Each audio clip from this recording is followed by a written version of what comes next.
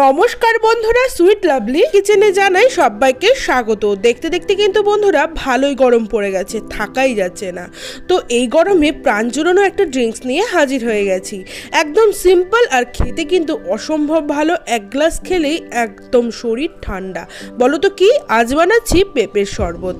তো স্কিপ না করে পুরোটা দেখো। ফেসবুক থেকে দেখে থাকলে পেজটিকে ফলো করে দিও, ইউটিউব থেকে দেখে থাকলে চ্যানেলটিকে সাবস্ক্রাইব করে পাশে থাকা বেল আইকনটি প্রেস করে দিও। চলো রেসিপিতে যাওয়া যাক। এখানে আমি একটা পেঁপে নিয়েছি মিডিয়াম সাইজের, আর পেঁপেটা কিন্তু আমাদের গাছের পেঁপেটাকে আমি এইভাবে কেটে নিয়েছি। আর নিয়েছি গার্নিশিংয়ের জন্য কিছুটা কুচি করে পেঁপে নিয়েছি। একটুখানি চিনি, কারণ আমি জল ইউজ করব তাই একটু চিনি দিয়েছি, আর 1 কাপ জল।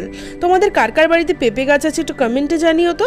তারপর আমি একটা মিক্সিং জার নিয়েছি, তাতে আমি পেঁপেগুলো দিয়ে দিচ্ছি এখানে চিনিটা।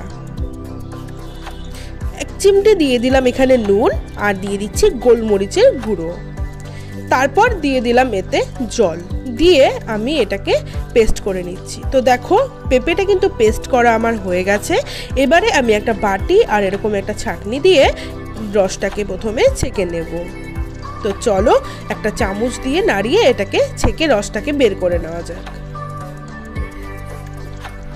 দেখো রসটা বেরিয়ে গেছে, বাস পেঁপের শরবত তৈরি। এবার আমি 2টো গ্লাস নিয়েছি আর গ্লাসের মধ্যে ঢেলে দিচ্ছি। সত্যি বলছি বানাতে কিন্তু জাস্ট 3 থেকে 4 মিনিট টাইম লাগবে, বাট খেতে অসম্ভব ভালো লাগবে। কার কার পেঁপে পছন্দ একটু কমেন্টে জানিও তো। তো বন্ধুরা দেখো আমি ঢেলে দিয়েছি। এবার এই যে কুচি করে পেঁপেটা কেটে রেখেছিলাম সেটা আমি গার্নিশিংয়ের জন্য দিয়ে দিচ্ছি।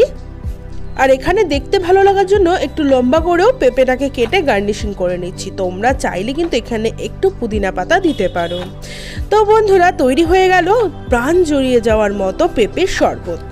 তোমাদের কার কার ভালো লাগলো ভিডিওটা কমেন্টে জানাও, আর বাড়িতে অবশ্যই একবার ট্রাই করো। কোনো রেসিপি চাইলে কমেন্ট করো। আজকের জন্য টাটা, দেখা হচ্ছে নেক্সট ভিডিওতে। ততক্ষণের জন্য ভালো থেকো, সুস্থ থেকো। সবাইকে আমার তরফ থেকে টাটা।